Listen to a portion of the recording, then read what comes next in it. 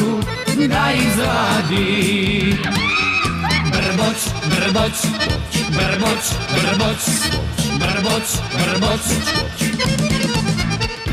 brboć, brboć, brboć, brboć, brboć, brboć.